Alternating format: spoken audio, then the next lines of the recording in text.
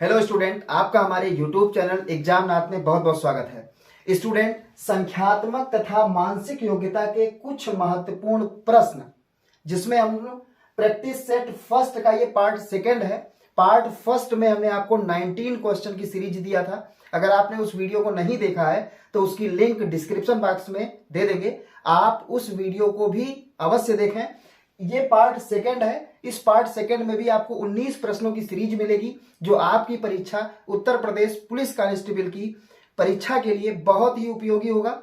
ठीक है, तो आप पेन और पेपर लेके बैठे होंगे। हमने लास्ट वीडियो में आपको बताया था कि पेन और पेपर लेके बैठे, जो भी फार्मूला जो भी ट्रिक हम आपको बता रहे हैं उन फार्मूले को आप नोट कर लें, माइंड में सेट कर लें, याद कर लें, क्योंकि वो सारे क्वेश्चन, वो सारे फार्मूले, वो सारे ट्रिक वो आपके लिए क्या होंगे, परीक्षा के लिए उपयोगी होंगे।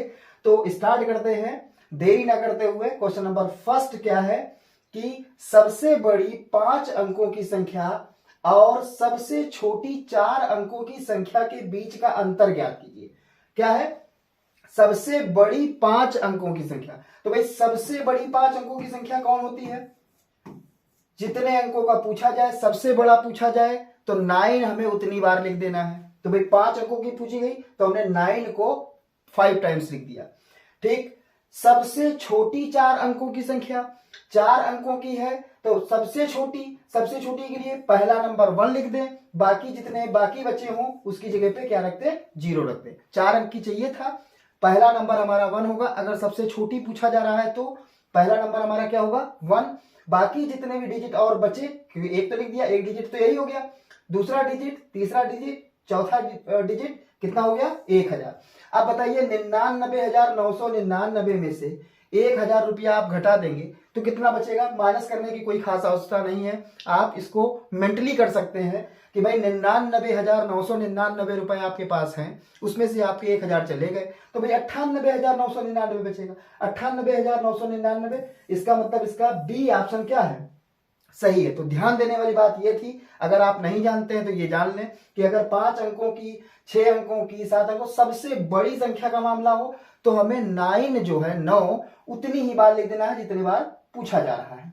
ठीक है, सबसे छोटी के लिए पहला नंबर 1 होगा, बाकी जितनी डिजिट बची हैं, जैसे 3 डिजिट का पूछा जाए तो पहला 1 लिख देना है, दूसरा अंक क्या होगा 0, तीसरा 0, यानी कि 100 हो जाएगा। ठीक है, तो अब हम लोग नेक्स्ट क्वेश्चन की तरफ आगे बढ़ते हैं। क्वेश्चन नंबर नेक्स्ट क्या है, 40 के वर्ग के 40% का चौथाई भाग कितना होगा? भाई 40 का पहले वर्ग करो। अब ये काम मेंटली करना है ना, मेंटली करना है, फिजिकली बहुत ज्यादा इसको लिखना नहीं है। कोशिश ये करनी है कम से कम हमें लिखना पड़े, ज्यादा से ज्यादा हमें माइंड में कैलकुलेशन करना पड़े। भाई 40 का वर्ग कितना होता है? 40 का वर्ग मतलब 40 को 40 से गुणा कर दे, कितना होगा भाई, 1600 होगा। कितना होगा, 1600 होगा, है ना। ये 1600 हो गया। 1600 का 40%, भाई 40 बटे 100, परसेंट का मतलब होता है बटे में 100 का चौथाई भाग पूछ रहे। चौथाई मतलब 1/4 से गुणा कर दो। चौथाई भाग जब भी पूछा जाए तो 1/4 से क्या कर देना है, हमें गुणा कर देना है। भाई 00 से 00 यहां कैंसिल हो गया, 4 से कटा तो ये 10 बचा। 16 का 10 गुना कितना, 160। वहां लिखने से अच्छा है डायरेक्ट ऑप्शन पे हम लोग टिक कर दें, आगे बढ़े, है ना। क्वेश्चन नंबर नेक्स्ट क्वेश्चन क्या है, 12 से विभाजित होने वाली सबसे छोटी 3 अंकीय संख्या। 3 अंकों की सबसे छोटी संख्या। पहले तो 3 अंकों की सबसे छोटी संख्या भैया कौन होती है, 100। लेकिन 100 12 से विभाजित नहीं होती है, तब 12 का पहाड़ा पढ़ना स्टार्ट करो। जहां 3 अंक स्टार्ट हो जाए तो 12 8 96, लेकिन तो ये अंक है 12 9 108। तो सबसे छोटी 3 अंकों की संख्या जो 12 से विभाजित हो वो कितनी होती है, 108 होती है ना। अब ये काम मन में कर लिया, 108 आ गया। कह रहे हैं उसी संख्या को जो 12 अंक से विभाजित होने वाली 3 अंकों की सबसे छोटी संख्या है, उसको अगर 11 से विभाजित करेंगे तो शेषफल क्या बचेगा। तो भाई 108 को 11 से विभाजित करो, 11 9 99, कितना बचा, 9 शेष बचेगा। 9 जहां कहीं भी हो हमारा राइट आंसर हो जाएगा। देखो कितने आसान से क्वेश्चन एग्जाम में पूछे जाते हैं, है ना। क्वेश्चन नंबर नेक्स्ट क्या है, 8% की वार्षिक साधारण ब्याज दर पर 5 वर्ष में 1980 रुपए का ब्याज कितना होगा। तो भाई जो नहीं जानते हैं वो फार्मूला समझ लो। साधारण ब्याज यानी कि सिंपल इंटरेस्ट का फार्मूला क्या होता है, PRT अपॉन 100। ये तो इंग्लिश में हो गया। हिंदी में बता दें, साधारण ब्याज बराबर P मतलब प्रिंसिपल मतलब मूलधन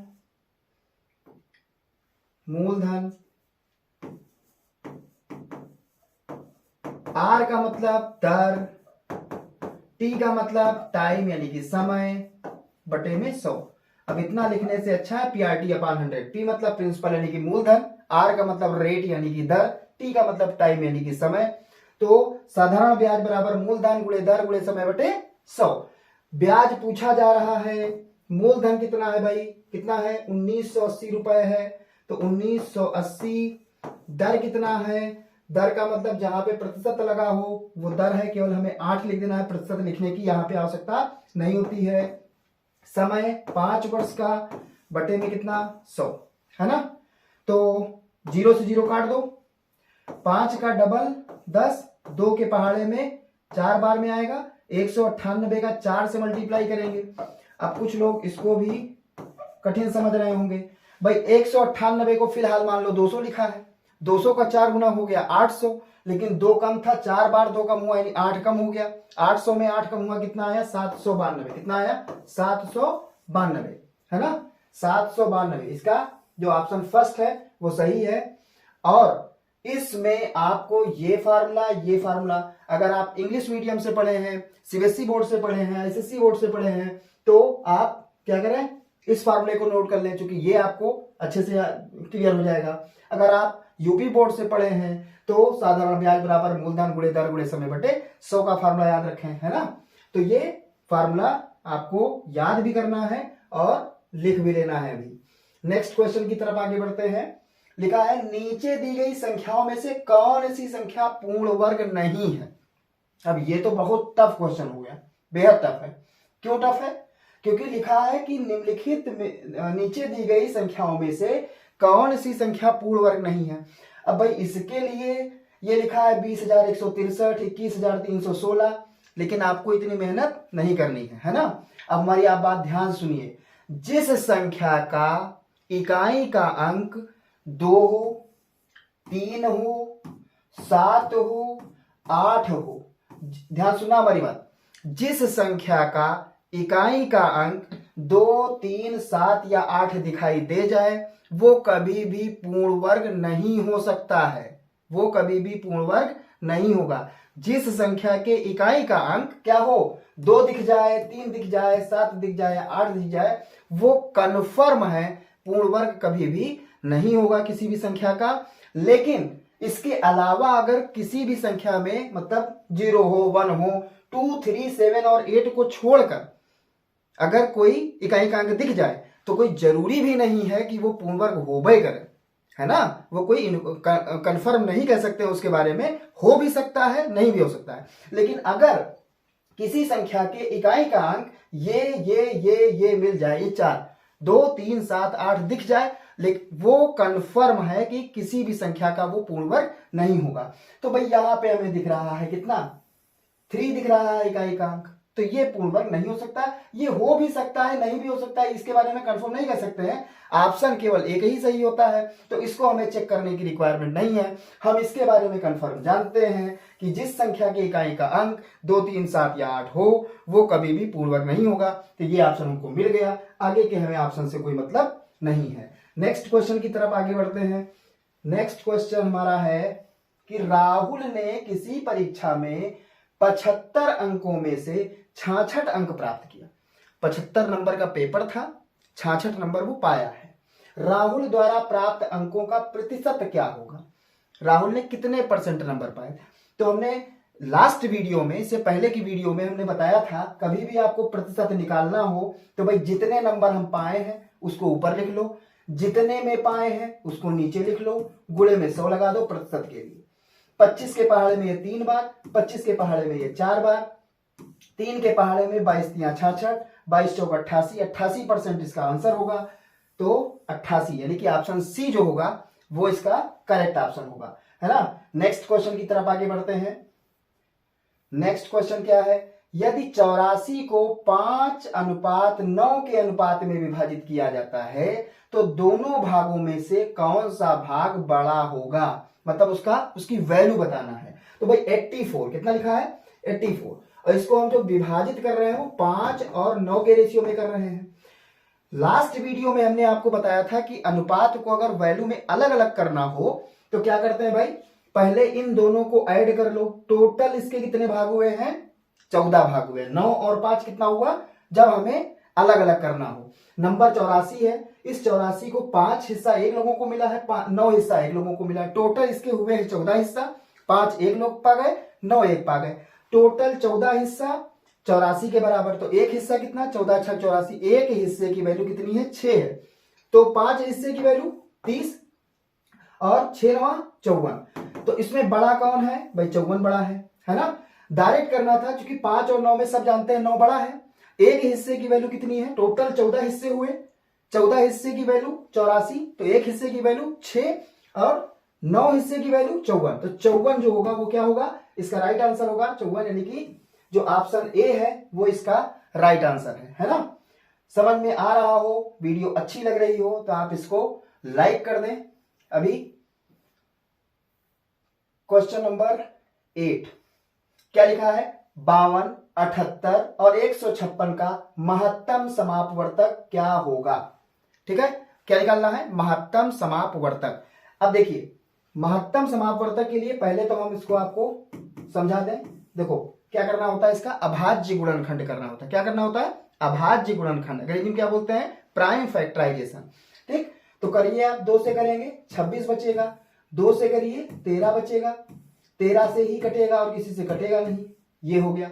78 का करिए आप 2 से करेंगे, 2 3 6 2 9 18, 2 से नहीं जाएगा, आप 3 से जाएगा, 13 बचेगा, ये 13 से कट गया भाई। 156 का करेंगे, 2 से करेंगे, 2 7 14 2 8 16, फिर 2 से करेंगे ये 39 बचेगा, अभी एक ये है। फिर 3 से करेंगे 13 बचेगा, फिर 13 से ही कटेगा। महत्तम समापवर्तक क्या होता है, वो नंबर जो ये 3 नंबर लिखे हैं तो वो नंबर्स जो तीनों में आए। तो 2 यहां भी आ रहा है, 2 यहां भी आ रहा है, 2 यहां भी आ रहा है। अगर दूसरे वाले 2 की बात करें तो इसमें और 2 नहीं है, बस केवल एक सिंगल ऐसा है कि इसमें 2 आ रहा है, 2 आ रहा है, 2 आ रहा है। अब ये वाला 2 नहीं आ रहा है, इसके बाद 13 ये आ रहा है, ये आ रहा है और ये आ रहा है। अगर इस 3 की बात करें तो ये 3 इसमें तो आ रहा है, इसमें आ रहा है, लेकिन यहाँ पे 3 नहीं आ रहा है। ये 2 की बात करें तो 2 यहाँ आ रहा है और कोई 2 नहीं आ रहा है, इस वाले की तो बात पहले से कर चुके हैं, है ना। तो कितना हुआ 13 × 2 कितना हुआ 26, कितना हुआ 26। ठीक है, ये थोड़ा बेसिक मेथड है। डायरेक्ट मेथड ये है कि आपको थोड़ा पहाड़ा याद होना चाहिए। 52 का, 78 का, 156 का क्या पूछा जा रहा था, महत्तम समापवर्तक। तो जो इसमें सबसे बड़ा ऑप्शन आपको दिखा है, क्या चेक करिए, जैसे इसमें सबसे बड़ा नंबर कौन सा 39। देखिए क्या 39 के पहाड़े में 52, 78, 156 तीनों आएगा कि नहीं आएगा। अगर आ गया तो यही हमारा आंसर, नहीं आया तो इससे जस्ट छोटा वाला नंबर, मतलब इसके बाद जो ऑप्शन में इससे छोटा नंबर हो। तो 39 के पहाड़े में 52 नहीं आएगा, ये बेकार हो गया।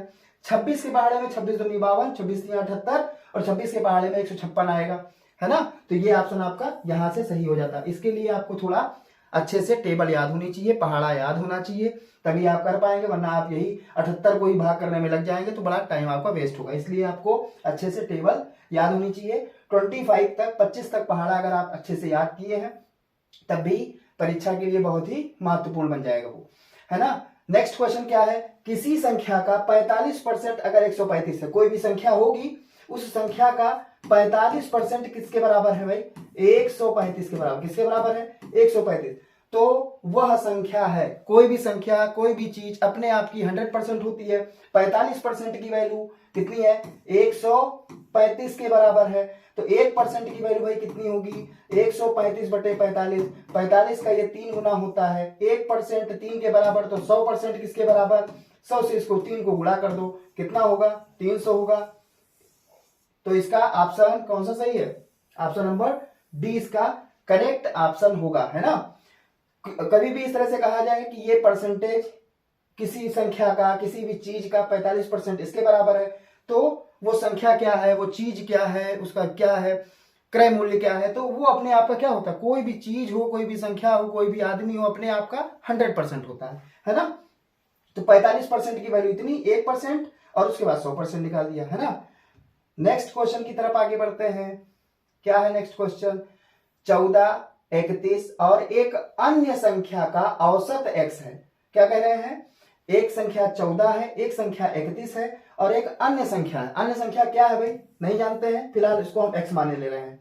तो 14, 31 और x का जो औसत है वो 30 है। तीसरी संख्या क्या, तीसरी संख्या हमने फिलहाल x कहा है, x की हमको वैल्यू बतानी है। औसत कभी भी निकालना हो, औसत के लिए होता है जितनी भी संख्याएं दिया हो उन सब का आप कर लें योग, तो योग करेंगे, जोड़ लें उनको।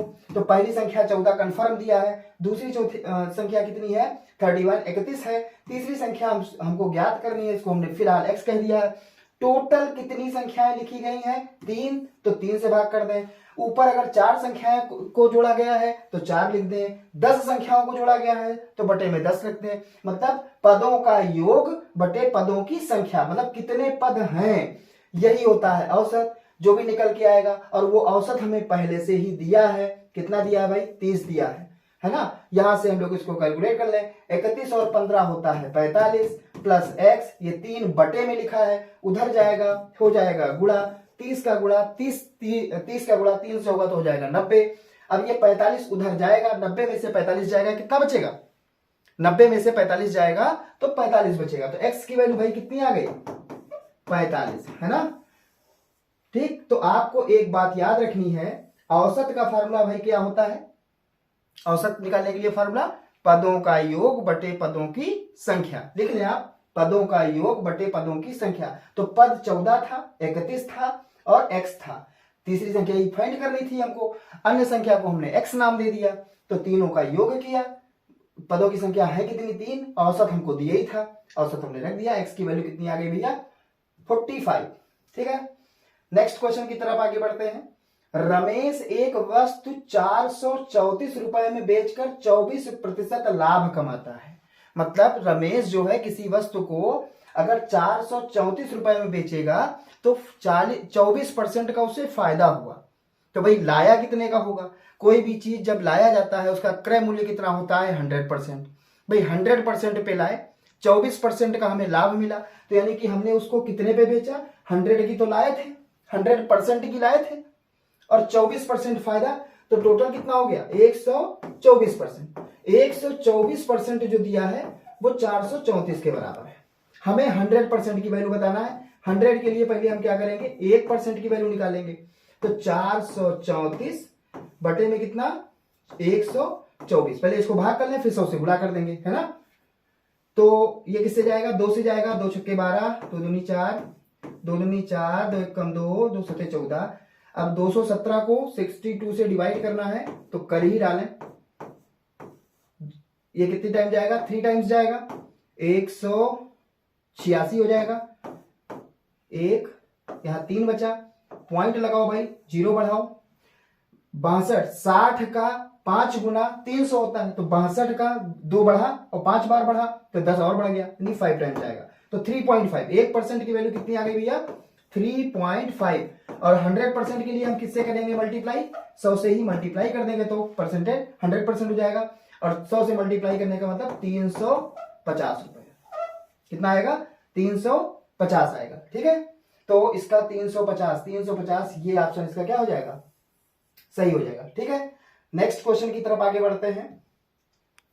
क्या है नेक्स्ट प्रश्न, 80 और 90 के बीच अभाज्य संख्या है। अब भाई अभाज्य संख्या क्या होती है, प्राइम नंबर क्या होता है, वो नंबर जिसके मैक्सिमम कितने फैक्टर हो, मैक्सिमम कहो या मिनिमम कहो, एग्जैक्टली उसके कितने फैक्टर हो, 2 फैक्टर हो। जैसे हमने लिख दिया यहां पे नंबर 5, क्या लिख दिया 5। अब 5 के फैक्टर, फैक्टर क्या मतलब होता है, फैक्टर का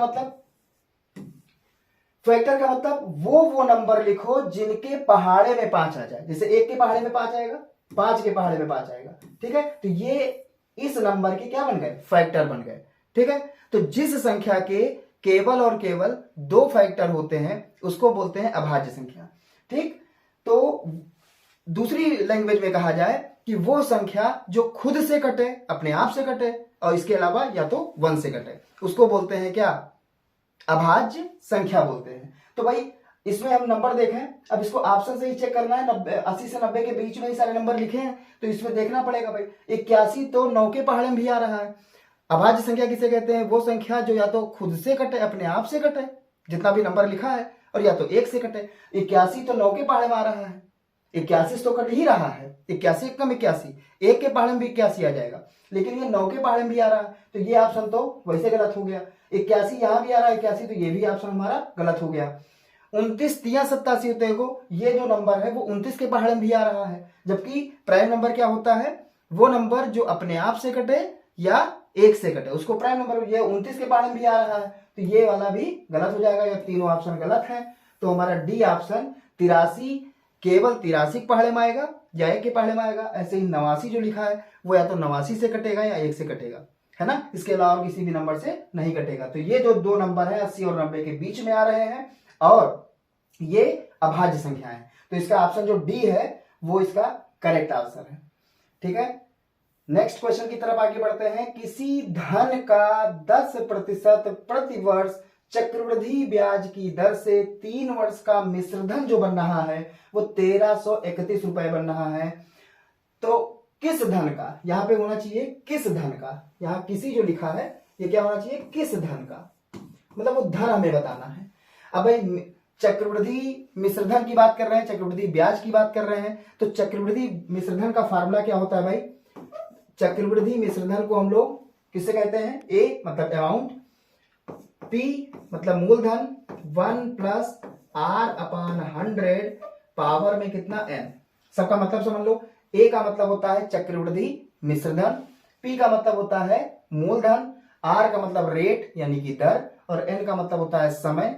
ठीक है, तो ए चक्रवृद्धि मिश्रधन कितना दिया है भैया, 1331, मूलधन पूछा जा रहा है 1 प्लस रेट कितना दिया है, दर कितनी दी है 10 दिया है, बटे में 100 पावर में जो समय दिया है, समय कितना दिया 3 वर्ष का मामला है, तो n की जगह हम 3 रख देंगे। थोड़ा इसको कैलकुलेट करो, 0 से 0 गायब हो गया, देखो 1331 बराबर में p, देखो ये 10 है, 10 एक कम 10, 10 में 1 जुड़ा कितना हुआ 11/10, पावर में कितना 3। अब यहां बात समझना बहुत अच्छे से, कितना लिखा है भाई 1331 लेफ्ट साइड में लिखा है, बराबर में p 11 का क्यूब करना है। अब अगर 11 का क्यूब सबको याद होगा तो बहुत अच्छी बात है, नहीं याद है तो याद कर डालो। 10 का क्यूब होगा कितना होगा भाई 1000, सब जानते हैं।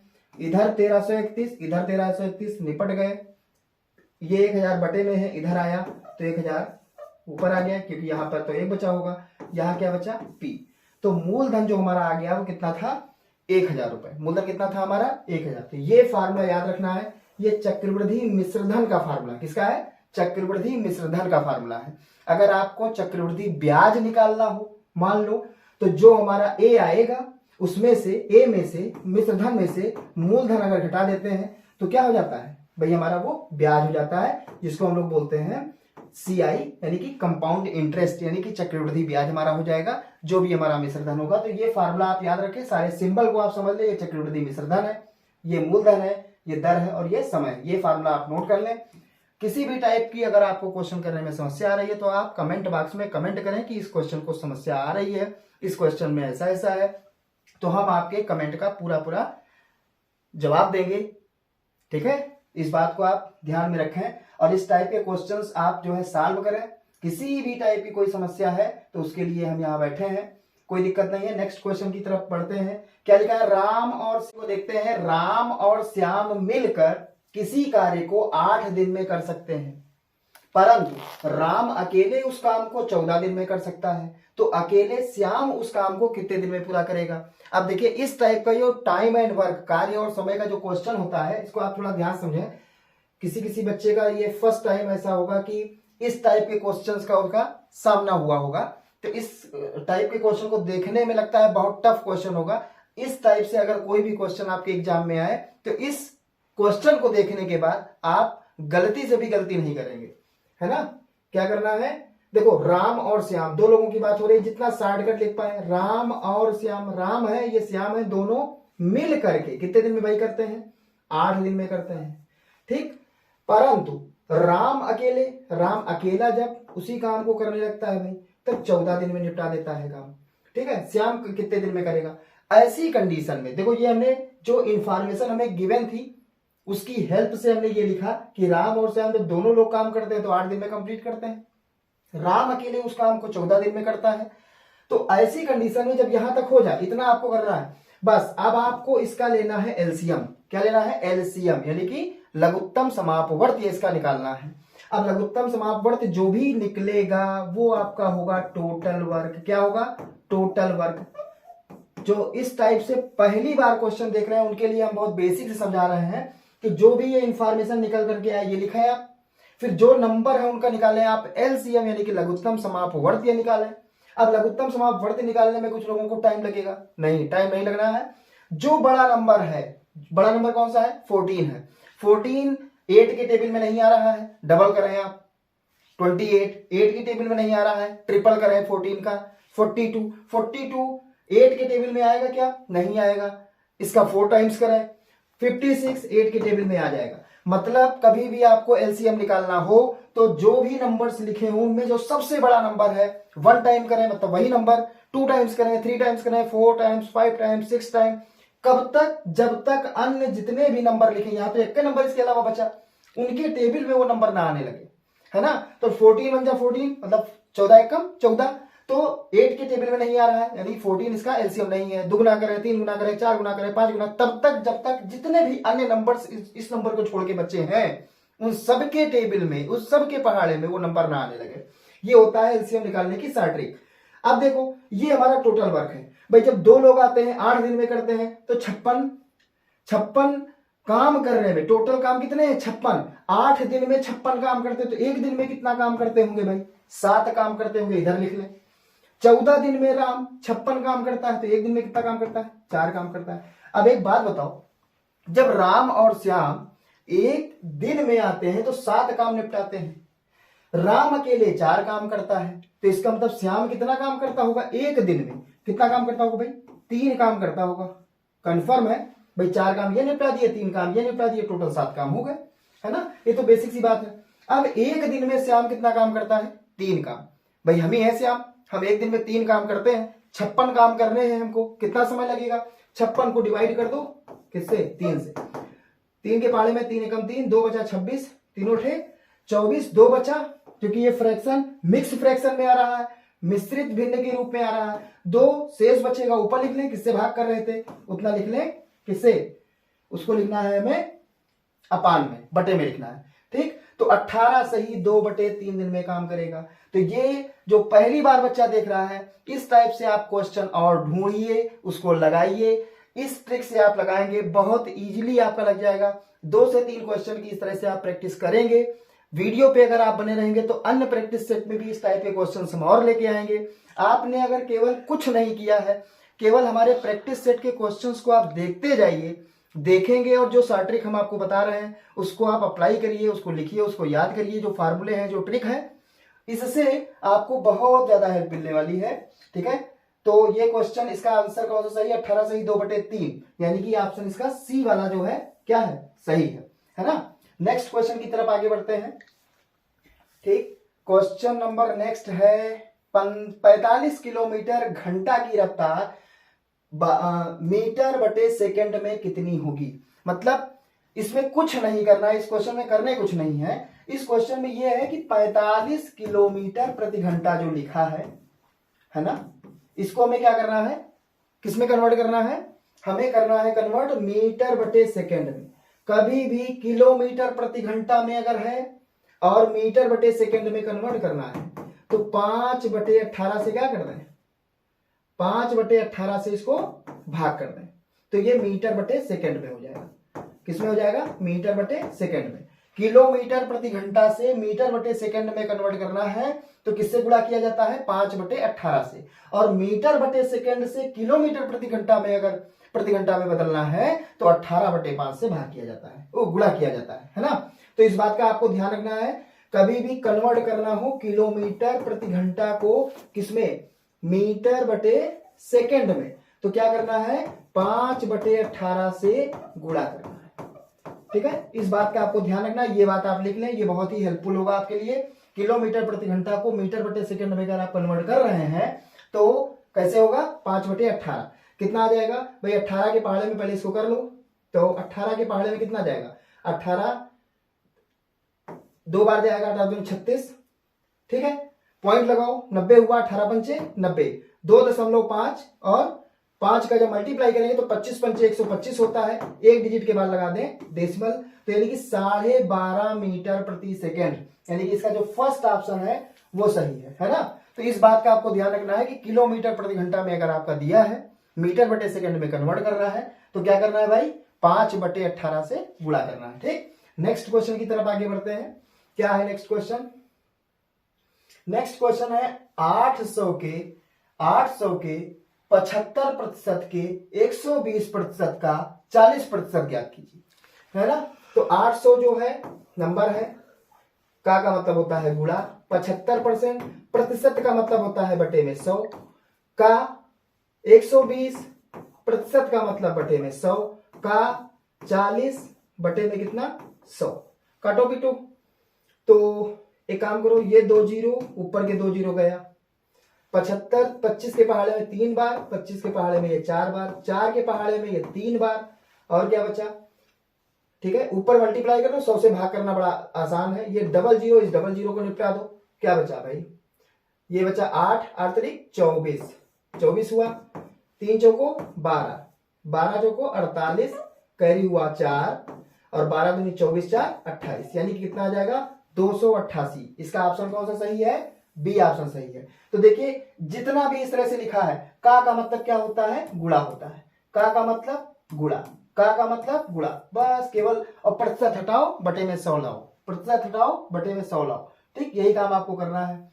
ठीक है, अब इसमें क्वेश्चन पूछ रहे हैं कि लागू होने वाली कुल प्रतिशत छूट क्या है जब 20% और 10% की दो लगातार छूट की जाती है।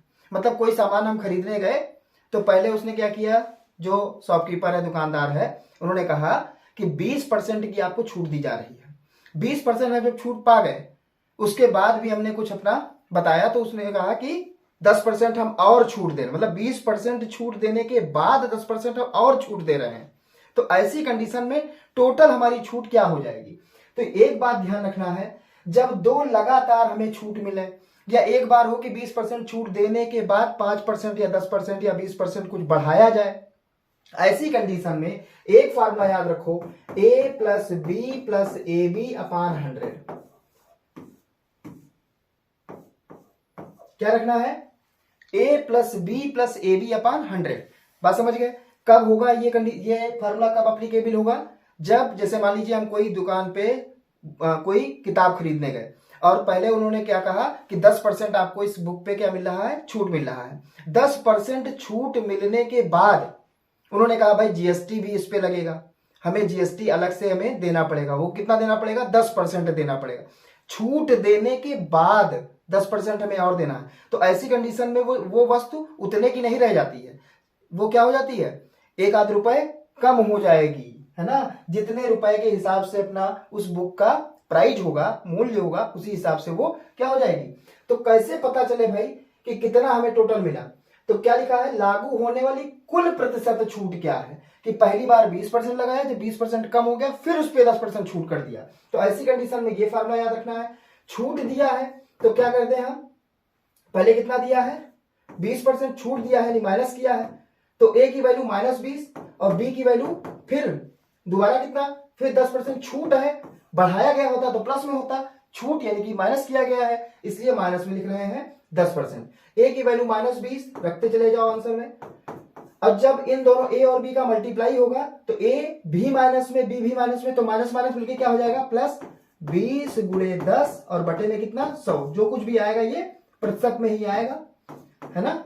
तो डबल जीरो ऊपर के 2 जीरो गए, -20 -10 सब लोग जानते हैं -30 होता है, प्लस में 2, -30 रुपए उधार में 2 रुपए किसी को दे आए तो 28 रुपए अभी भी माइनस में है, यानी कि 28% टोटल हमारा उस वस्तु पर क्या हो जाएगा, छूट मिलेगी, है ना, 28%। बात समझ गए। यानी कि 2 लगातार छूट हो या 2 लगातार एक बार घटे एक बार बढ़े, या दो लगातार बार बढ़े तो बढ़ने पर प्लस में होता है, घटने पर माइनस में होता है। ए और बी मान लें, ये फार्मूला आप नोट कर लें। जब कोई दो लगातार परसेंटेज का मामला हो, छूट का हो या घटने बढ़ने का मामला हो, तो ऐसे केस में ये फार्मूला अप्लाई किया जाता है ना। नेक्स्ट क्वेश्चन की तरफ आगे बढ़ते हैं। एक समबाहु त्रिभुज का क्षेत्रफल 24, ये √3 लिखा है। क्या लिखा है भैया? ये √3 है। कितना है? √3 है ना। 24 √3 लिखा हुआ है। एक समबाहु त्रिभुज का क्षेत्रफल कितना है? 24 √3 वर्ग मीटर है। उसका परिमाप बताओ। कितना बताओ? परिमाप बताना है ना। तो देखो भाई, समबाहु त्रिभुज का क्षेत्रफल, समबाहु त्रिभुज क्या होता है? एक ऐसा त्रिभुज जिसकी तीन की तीनों भुजाएं क्या हो? इक्वल हो। तीन की तीनों भुजाएं क्या हो? इक्वल हो, उसको बोलते हैं समबाहु त्रिभुज।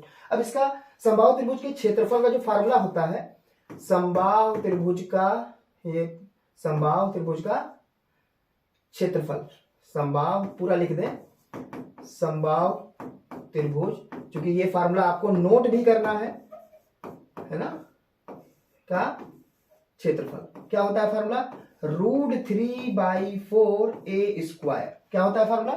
याद रखना है। समबाहु त्रिभुज के क्षेत्रफल का फार्मूला होता है √3/4a²। ए मतलब समबाहु त्रिभुज की एक भुजा को हमने साइड ए नाम दिया है, ठीक है। तो √3/4a² समबाहु त्रिभुज के क्षेत्रफल का फार्मूला होता है। ये आपको लिख लेना है कॉपी पे। ये क्षेत्रफल कितना दिया भाई? 24√3। तो √3/4a² ये होता है, और ये हमको दिया है 24 √3। √3 से √3 काटो, a² कितना? 24 चौको 96। a² की वैल्यू है, हमें a बताना है, तो भाई 96 का क्या निकालना है? स्क्वायर रूट निकालना है। कभी भी वर्गमूल में हो, निकालना हो, तो पहले आप इसका क्या करें? अभाज्य गुणनखंड करें। देखो 96, पहले 2 के पहाड़े में आएगा 48 बचेगा, 2 के पहाड़े में आएगा 24 बचेगा, 2 के पहाड़े में आएगा 12 बचेगा, 2 के पहाड़े में आएगा फिर 6 बचेगा, फिर 3 बचेगा, खत्म। पेयर बनाओ, इसका पेयर बन गया, ये भाई साहब बाहर चले आए, ये आ गए बाहर, ये नहीं आ पाए पेयर में, नहीं है, ये नहीं आ पाए। जो अंदर है सब आपस में मिलजुल के रहें, गुणा हो जाए। कितना हुआ? 4√6, यानी कि एक जो भुजा है वो 4√6 है। समबाहु त्रिभुज की तीनों भुजाएं इक्वल होती हैं। अगर एक भुजा मिल जाए उसका 3 गुना कर देते हैं, वही हमारा क्या हो जाता है? समबाहु त्रिभुज का परिमाप। परिमाप मतलब सारी भुजाओं का माप, जितनी भी भुजाएं हैं उसका माप। तो एक भुजा जब इतनी है तो दूसरी भुजा भी इतनी होगी, तीसरी भुजा भी इतनी होगी, सबको ऐड कर लो। 4√6, 4√6, 4√6, तो 4 4 8 4 12√6। कितना हो जाएगा? 12√6 है ना। √6 को मान लो आम है, 4 आम 4 आम 4 आम, कितने हुए? 12 आम। 12 आम मतलब हमने किसको माना था? √6 को। तो 12√6, यानी कि इसका ऑप्शन नंबर फर्स्ट सही है। इसमें आपको नोट क्या करना है? समबाहु त्रिभुज के क्षेत्रफल का फार्मूला नोट करना है। √3/4a² होता है, जहां पे a क्या है? समबाहु त्रिभुज की भुजा है ना। नोट कर लेना है, याद कर लेना है। लास्ट क्वेश्चन आज का, इस वीडियो का लास्ट क्वेश्चन। एक मशीन 1 मिनट में 3 पुर्जे बनाती है। कितने बनाती है? 1 मिनट में कितना बनाती है? 3 बनाती है। तो 8 घंटे में कितने पुर्जे बनाएगी? भाई पहले 8 घंटे को मिनट में कन्वर्ट करो। सब लोग जानते हैं 1 घंटे में 60 मिनट होते हैं, तो ये काम आपको माइंड में करना है, लिखना विखना नहीं है।